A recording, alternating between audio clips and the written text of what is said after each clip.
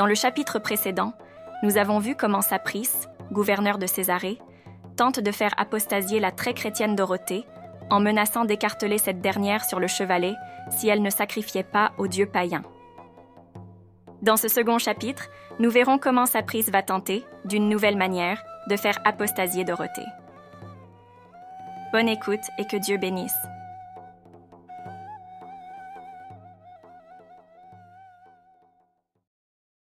Voyant que la menace du chevalet n'avait aucune prise sur Dorothée, Saprice fit remettre cette dernière entre les mains de deux sœurs nommées Christée et Calistée, qui récemment venaient d'apostasier. Il la leur confia en disant « Vous avez abandonné la folie et la superstition des chrétiens. Vous avez sacrifié à nos dieux invincibles. Aussi vous ai-je fait récompenser. Mais de plus grands honneurs vous sont réservés si vous pouvez détourner cette chrétienne de sa folle résolution. » Ces malheureuses, ayant reçu notre sainte dans leur maison, lui disaient « Acquiesce donc au désir du juge et délivre-toi des peines et des tourments, comme nous avons fait.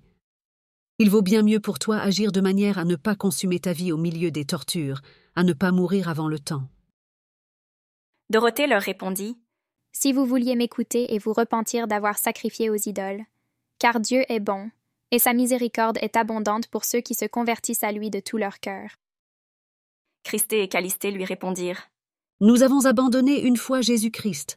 Comment se pourrait-il faire que nous revinssions à lui ?» Dorothée dit « C'est un plus grand péché de désespérer de la miséricorde du Seigneur que de sacrifier à d'impuissantes idoles. Ne perdez donc pas confiance en ce médecin si charitable, si expérimenté, qui peut guérir toutes vos blessures. Il n'en est aucune dont la guérison ne lui appartienne, car on ne l'appelle sauveur que parce qu'il sauve, rédempteur que parce qu'il rachète, libérateur que parce qu'il ne cesse de nous délivrer. Pour vous, adonnez-vous donc de tout votre cœur à la pénitence, et sans nul doute vous obtiendrez le pardon de vos fautes. » Ces deux infortunées se jettent alors à ses pieds, qu'elles arrosaient de leurs larmes. Elles la conjurèrent de prier pour elle, afin que, par son secours, elle puisse dignement satisfaire à Dieu et mériter la divine miséricorde. Notre sainte, fondant en larmes, adressa alors ces paroles au Seigneur.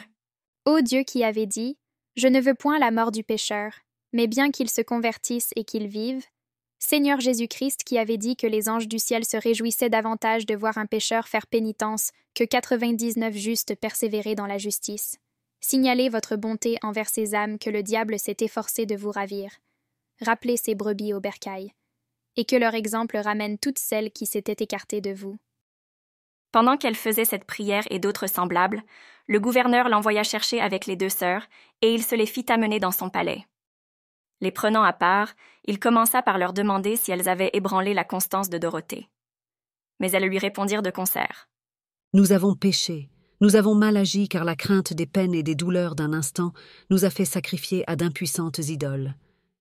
Nous l'avons donc prié de nous imposer la pénitence, afin de pouvoir obtenir la miséricorde du Christ. » Alors Saprice déchira ses vêtements, et dans sa fureur, il ordonna de lier dos à dos les deux sœurs et de les jeter dans une chaudière brûlante si sur-le-champ elles ne voulaient sacrifier. Les deux sœurs s'écrièrent « Seigneur Jésus-Christ, acceptez notre pénitence et accordez-nous votre pardon. » Comme elles persévéraient dans cette prière et dans la confession de leur foi, on les jeta dans la chaudière où elles furent brûlées sous les yeux de Dorothée. La Vierge, transportée de joie en voyant le courage qu'elle faisait paraître dans la mort, leur disait « Devancez-moi, mes sœurs. Vous pouvez être certaines que votre péché vous a été remis, et sachez que la palme que vous aviez perdue vous a été restituée. Il vient au-devant de vous et vous tend les bras, ce père qui se réjouit quand il retrouve le fils qu'il avait perdu. » Alors Saprice fit étendre de nouveau Dorothée sur le chevalet. Quand elle y fut placée, il parut une si grande joie dans tous ses traits qu'il était aisé de voir qu'elle était arrivée à l'accomplissement de tous ses désirs. Saprice lui dit « Pourquoi montrer ainsi une joie feinte et simuler l'allégresse au milieu des supplices ?» Dorothée répondit « Jamais dans toute ma vie je n'ai été si heureuse qu'aujourd'hui, car ces âmes que par ton moyen le diable avait ravies à Dieu, le Christ les a recouvrées par mon entremise. En ce jour il y a réjouissance dans les cieux, à leur sujet les anges sont dans la joie, les archanges dans la jubilation, et tous les apôtres, les martyrs et les prophètes en tressaillent d'allégresse. Hâte-toi donc, Saprice, et accomplis ton œuvre au plus vite, afin que je puisse m'unir à ce concert des saints, et me réjouir avec eux comme j'ai pleuré avec eux sur la terre. » Alors Saprice lui fit appliquer des torches allumées sur les flancs.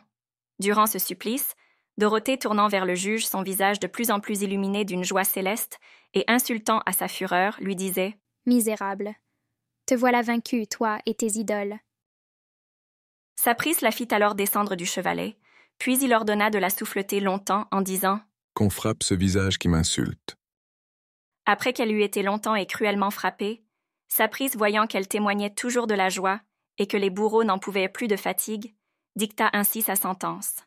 Nous ordonnons que Dorothée, jeune fille pleine d'orgueil qui a refusé de conserver la vie en sacrifiant, et qui veut absolument mourir pour je ne sais quel homme qu'on appelle Christ, soit frappée du glaive. À ces mots, Dorothée s'écria « Je vous rends grâce, céleste amant des âmes, de ce que vous m'appelez à votre paradis et m'invitez à votre lit nuptial. » Ainsi parla la Vierge Dorothée, au soir de sa vie.